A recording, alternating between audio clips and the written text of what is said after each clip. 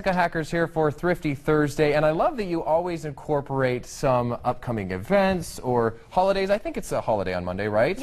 Yes, it's National Waffle Day. That's definitely a time to celebrate. Yeah, I want waffle. Now, before we get to the waffles, though, there's a meal ingredient that some people like to have with their waffles. That's right. Chicken. Yeah, you got to have chicken, but I'm kind of putting a little different twist, making a white chili. It's a white chicken chili. It's delicious. You really love it. So it's super easy. The first thing you got to think about, though, is your beans. Obviously, that's going to be one of the main ingredients of it, and this is the area where you can save a fortune.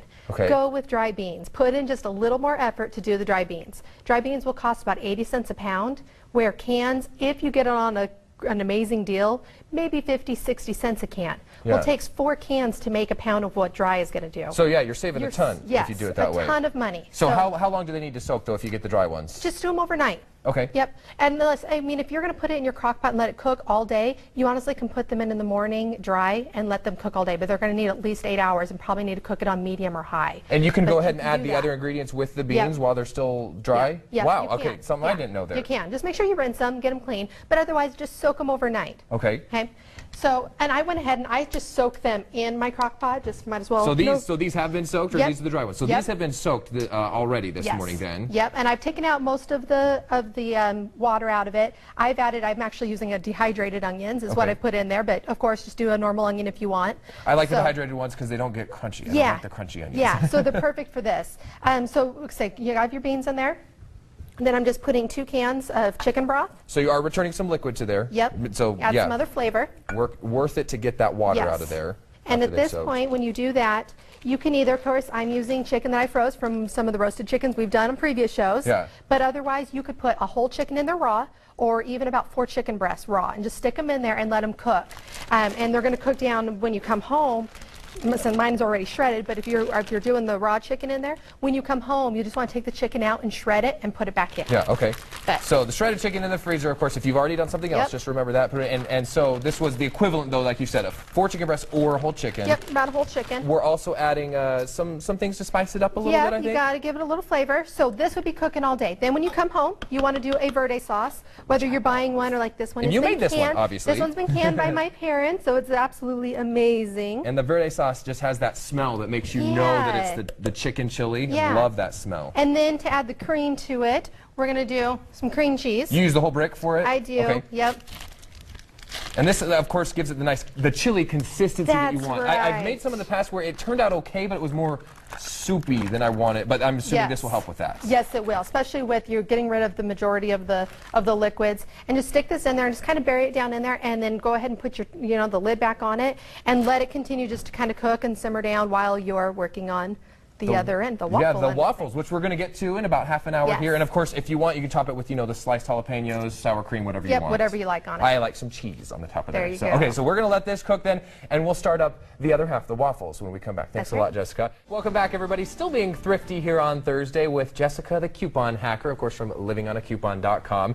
Thanks so much for joining us this week with something that ties into Monday, National Waffle Day. That's right. Yeah, so do something a little different. Not all of us get the luxury on a Monday morning to do breakfast waffles, like we know.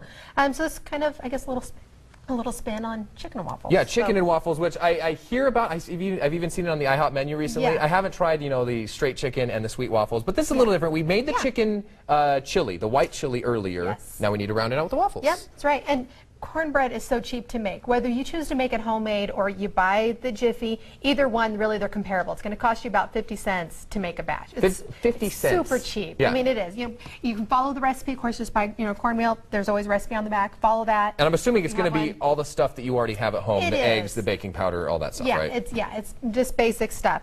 Mix it up in your bowl. And make your waffles. And you already had one going here as well, right? You can pull that out if you want to. Which is awesome because you said, it looks just like a waffle, and I like your serving suggestion for this. Yes, this is where it really kind of ties in and becomes fun.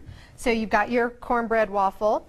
You can go ahead and put your soup, your chili, right on top of it. Oh, nice. So it makes it fun, and then of course, I said, you can put some jalapenos. Do you want some jalapenos? And I like the shredded cheese and everything on top of there. Yep, you can totally just, and then it's fun. They said shredded cheese, whatever it is that you really like, Just add it on top, and you've got a whole Add it little on meal top there. and And you were talking about about 50 cents for a batch of the cornbread.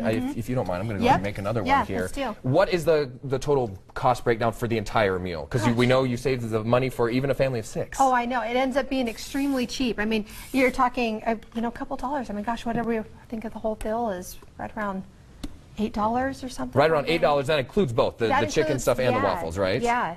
So, of course, if you have, you know, don't have a lot of time on your hands, you can still make this stuff ahead of time. You were telling me also that you often just make this to put in the freezer, right? The chili, I mean. Yeah, I do. You know, this is when after you've soaked your beans, before you finish heating everything up, you know, especially if you've already got your chicken that's cooked that way, just go ahead and bag it up right then and freeze it. Nice. And then that way when you pull it out, you just throw it in, you know, and let the beans continue to cook. Or even whatever's left over, you can still freeze it. It freezes really well.